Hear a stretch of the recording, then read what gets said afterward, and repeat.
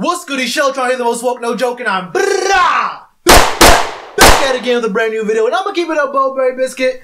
If you haven't seen the first two videos of this series, you might want to look at those because this video might not make as much sense without watching the first two. It'll still make sense. It don't really matter, but this is my third and final video of my Mel Kiper don't know nothing about football. That's not true. He's more of a guy who likes to pander to people who like to get onto message boards and react to wild hot takes. This man is a hot take machine up until the draft. He just has all these different articles and all these different mock drafts. If you've been doing your research, why do you have like 8 different mock drafts before you even get to like 3 weeks out of before the draft?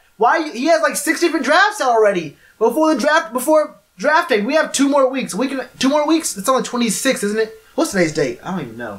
What's today's date? It's like we had 2 more weeks, something like that, before we get to the draft. And this man still coming out with more and more. He has a grade A draft board for each team for the first 3 rounds, but really it's their first 4 picks. And he goes to all 32 teams and says this is what they should draft here at these numbers to get an A grade from me. Now the first 2 videos I did, those are both, talking about his picks, those are both terrible picks. If you haven't seen those, they'll be above my head over here. This last one, the reason I said if you didn't watch the other 2, it doesn't make sense, it won't make a lot of sense, is because this player I'm talking about right now, Jalen Samuels out of NC State, I don't hate the guy, but I don't like him for where Mel Kiper has us going for him. I just don't think it's a really good pick for isn't it the 88th overall pick? It's our second, third round pick. Let's go on to PIP right now, man. Jalen Samuels out of NC State, bro. This dude you see all these stars. You see beside his grades and his performances for the different combine drills. He has a lot of top performers stats there. He ran a 4.5 40. He had a 34.5 vert, 121 on the broad, which is actually really good. 6.93 on the cone and 4.28 on the 20-yard shuttle. And I've seen receivers, pretty good receivers, get 4.2 on this shuttle. But the thing about him is he's not really a tight end. He's listed as an H-back, like a fullback. Like he's more of an athlete without a position. He's an offensive athlete with no real position. So he played a lot of fullback at NC State, but he can also play tight end, and he's not like extremely fast. He's pretty fast for a tight end or for a fullback, but he doesn't block well. The thing is he doesn't really block well, and you're basically getting an athlete. You're getting an athlete who could play one position, could play another, but he's not great at either one of them. And in college, like I said in a couple other videos, in college, you can get away with being an athlete, being a pure raw athlete, and just out-will somebody with just your God-given skills at the college level. But in the pros, you need to have something you're great at. You can't be a jack of all trades, but not a master at any one of those things. And the thing is, this will be a really good like 5th round pick. But at our 3rd pick, we have needs in the DBs. We have a need even in the running back position, especially in the O-line. This could be a good backup tight end for us. But we have needs in other places that I don't know if I take a flyer on this guy with our 2nd, 3rd round pick. Let's look at his strengths, though. Let's look at his strengths. Provides roster flexibility due to his versatility. So yeah, you have 53-man rosters, and you have a guy who's a flex position kind of guy who can run fullback, sometimes a heavy set running back position, or tight end in an ace set. That could be kind of cool. But zone schemer on jet sweeps, bubble screens, as a slot receiver, and some wildcat, which could work well for our scheme. It could work well for our scheme in Carolina. And like I said, I don't hate this guy. I just don't like him for our 3rd round pick. But I'll keep saying that throughout the video. He can separate from linebackers, but when he says he's as a hybrid player, like I said, he lacks a defined position. He really can't. It doesn't show him having. He hasn't shown that he has greatness at either the fullback or the tight end position.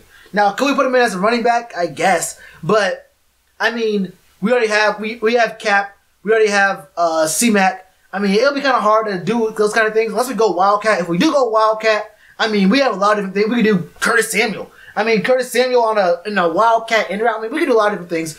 But he doesn't really have a lot of push. It says there's a lot of vertical push in his routes, so he can't really go downfield. His routes aren't that sharp, so when he's in the slot, he has to do kind of softer routes, just find the bubbles in the zone, and it says he has issues with focusing. I'm not sure what that means, but maybe that's like something to do with in-game adjustments, like adjusting to what the defense is doing. I'm not 100% sure what focus means in this sense, but he says he has too many drops and double catches as a receiver. I guess that's what it is. What focus is like holding the ball into your hands and, you know, making sure you have the ball in your hands. You make the catch first and then you run. Not like the ball's right here and you're like looking upfield to see like where's your lane before you have the ball secure in your hands. And they even, as a scout in the combine, they had him scouted as being a 4th or 5th round pick. Now I can see him going in the 4th. We don't have a 4th round pick, but I can see this kind of talent going in the 4th.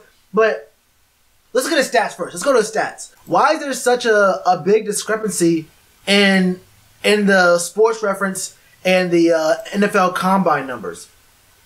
That's ridiculous. As a freshman, he had 6 receptions for less than 100 yards and a touchdown. He had a touchdown rushing as well. Sophomore year, he had 65 receptions for almost 600 yards. 600 yards in the air, 7 touchdowns. Junior year, another 7 touchdowns from 565 yards through the air, and also what did he get? Another 9 touchdowns rushing. As a tight end, he had another. As a senior year, he had 75 receptions for just under 600 yards for 4 touchdowns, and in the rush game, he had 12. So this man had 47 touchdowns from scrimmage. The thing is, he could work so well if you're playing this to confuse defenses. Tight end screens, motion sweeps from the tight end with slow motion coming behind the quarterback in an under center type of formation with a quick snap.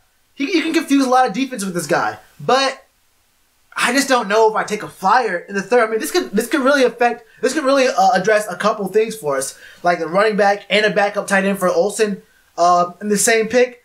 But the thing is, he doesn't do either one at an NFL level. He doesn't work either position as good at an NFL level. But we can actually make him grow into a kind of play like that could work for us. But the thing is, it's just so hard and kind of not smart to use such a high. It's a mid-round pick, but it's kind of high. We have 2 third-round picks. It's kind of hard to convince me we should use such a high pick on a player that we're not 100% sure what he's gonna do, like who he's gonna be. Like he doesn't really have an identity.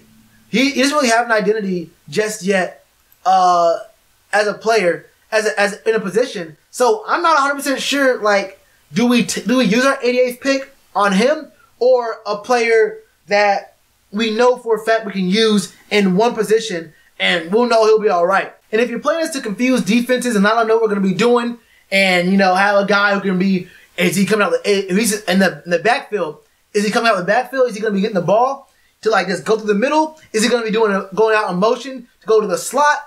Are we going to throw to him out of the backfield? Is he going to be blocking? Like, if we're in an ace set, we have Olsen on one side, we have Samuels on the other. Like, what are we going to be doing? If your plan is to use Norv Turner's scheme and confuse defenses and run exotic sets that can't be predicted, that's cool. But if your plan is to use this draft to build toward the future using having defined players who you know who they are, who have an identity, I'm not sure I'd use this pick here. I'd rather wait. This isn't a bad pick, Mel, but in the 3rd round, I take a chance and hope he's there in the 5th. I take a chance, hope he's there in the 5th. I would even trade the 5th and 6th picks to see if we can move up a little bit to go higher in the 5th, maybe even get to the bottom of the 4th if that's even possible, and take him a little bit earlier then. But I don't know if I use our 3rd round pick on Jalen Samuels, and he looks good. The thing is, he looks good, but I just don't like the idea of using our 2nd, 3rd round pick on Jalen here. But I mean, like I said, and I can always see the comments. I already see the comments. Hey, but Shalotron, he's a guy from North Carolina, bro. He's a homegrown dude, bro. He's from North Carolina. Show some support, bro. He's from North Carolina. I get it, bro. I get it. But not everybody from the state has to play for the Panthers. It's so funny. It's like, yo, man, he's from North Carolina, bro. He's a hometown hero. It's like, okay, man, but not everybody who's great stays in one place. He can be good somewhere else. We can find someone good from out of state who's pretty good. That doesn't really matter in this case to me. I'm worried about putting the best player available there. And if Jalen is the best player available, cool. But if he's not, we got to find something else. But let me know what y'all guys think about Jalen Samuels in the comments below. You already know to do that like button. I got a button right here for subscribe. I got a button right here for you to watch more videos. Namaste. Back sooner than you think.